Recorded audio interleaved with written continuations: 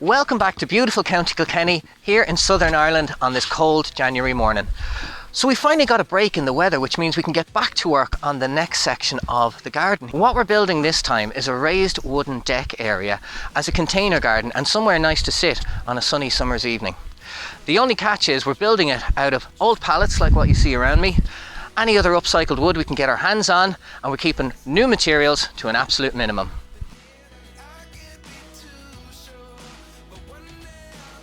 This project was originally started in the spring of 2023, but I had to tear it all back up and do it again because of this little raised bed right here.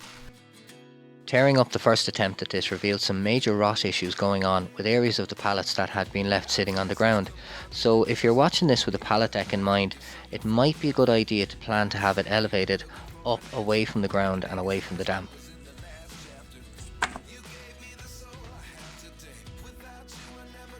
Aside from the pallets and the old gates, the other raw materials for this project is coming from an old wooden deck that came with the property.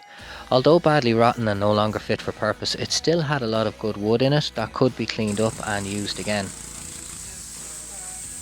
Once they dried out, I used the 6x2s from the old deck to make walls for the replacement raised bed, and after the obligatory 2 coats of Ronseal, it wasn't long before I had it all in place and I could finally get back to work on the deck itself. I'm gonna go up for the dinner. Okay, thanks.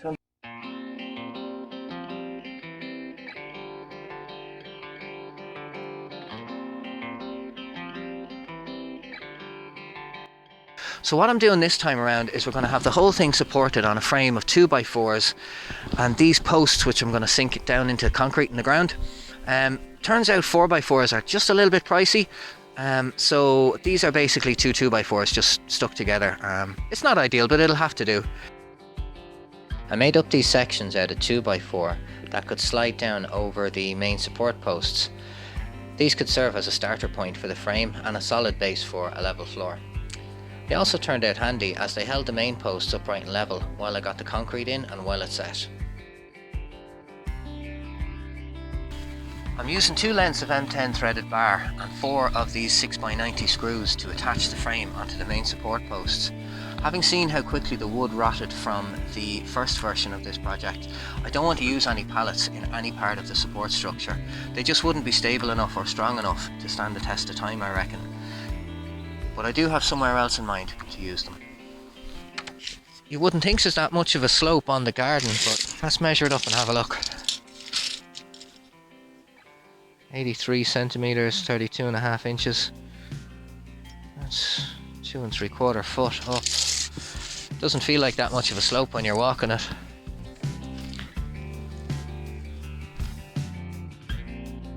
Once I had it all leveled up, I could then set in the middle row of posts and get them cemented down. With the groundwork done and out of the way, the rest of the frame seemed to just fall into place. That seems pretty solid. Really moving much. Okay, let's test this out now. If this can hold me, I think we're doing alright. Oh yeah, look at that, that's good. Okay, it's not moving, it's not wiggling. We should carry on.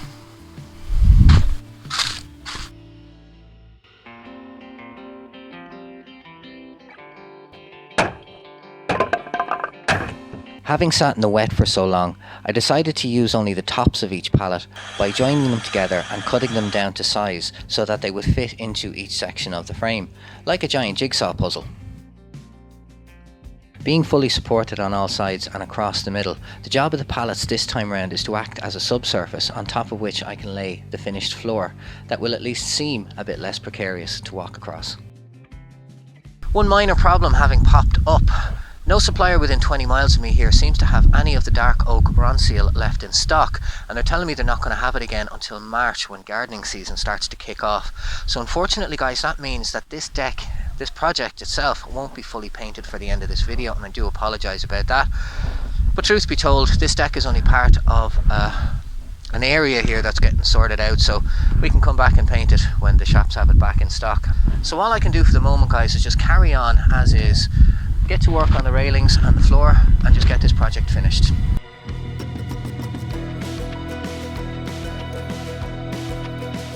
I'm using these 2x4s attached to the main posts, and that's what's going to support the railings the whole way across.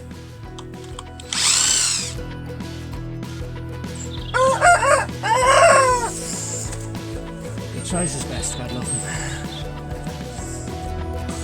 Sadly, this stage of the build means it's time to say goodbye to my 2 cable reel workbenches that have served me so well, and are now going on to serve their time as 2 corner tables, one for each side of the deck.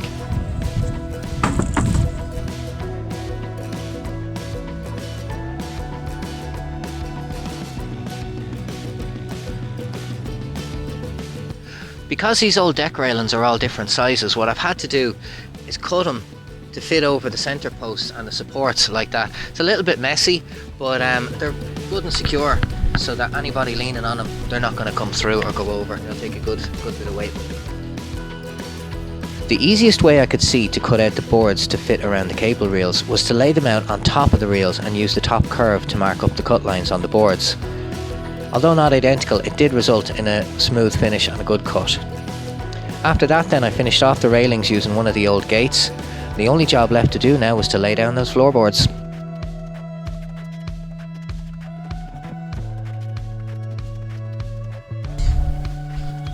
That turned out alright, I think. Haven't gone through it yet. Take it as a good sign, eh?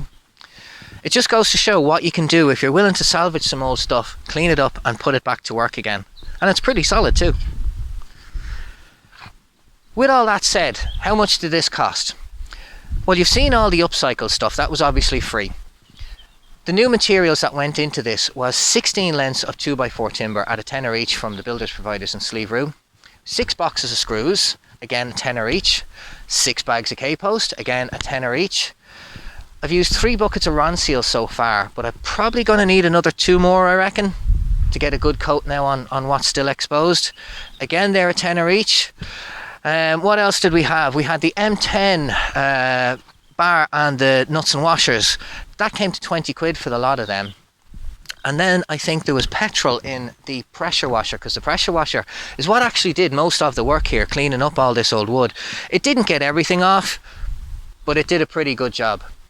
All in all, the new materials for this deck cost only 360 quid. I don't know what a new deck could cost, but that's pretty good in my books. So guys, thank you very much for watching. I hope you found some useful information in this if you are considering building a pallet deck of some sort yourself. The key takeaway I got from this experience was to keep them all elevated up off the ground and in some airflow so that they can dry out, you know, after the rain and all that kind of stuff. Other than that, do stick around, got some bloopers for you. Thanks a million for watching. Do take care of yourselves out there, and I'll see you next time.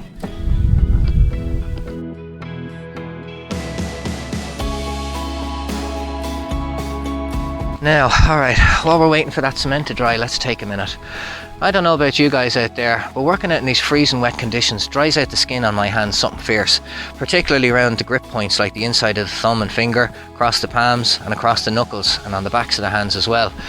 Our daughter Elise gets it even worse in wintertime. Her skin can bleed across her knuckles sometimes, and that's why we started making this stuff, our organic virgin coconut oil balm. It heals up and loosens up all that dry damaged skin and gets hard working hands back nice and flexible and working for a few more hours. It only takes a little bit, so a tub like this will last absolutely ages. A tiny bit, rub it on the damaged area as you would with any product, and I'm not normally a man for products, but this stuff really does work. It turns those dry areas back into healthy skin again. If you'd like to try it out for yourself, you can buy it directly from us at arklekennyhomestead.com. All payments are secure and done through PayPal, or if like us you prefer to use cash and are local to us here, you can buy it up at the Honesty Box. We keep a stock of it there 24/7. Right, shameless plug out of the way, let's get back to work. Hope the sound is okay, let's give it a go. Howdy folks, welcome back to beautiful County Kenny. Beautiful County Kenny. Ha, County Kill fucking Kenny, you bastards. Let's try that again. That's one way to get the camera angle.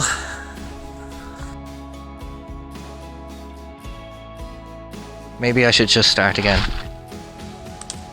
I'm using these 2x4s here attached to the main support posts to hold up the railings. Go again. Right. Seamus Plug out of the way. Let's. Seamus Plug? Seamus Plug? Do you know Seamus Plug, do you? Ah, Seamus. Ah, I seen him all over social media there. There's loads of people using him. I got it. I'm recording.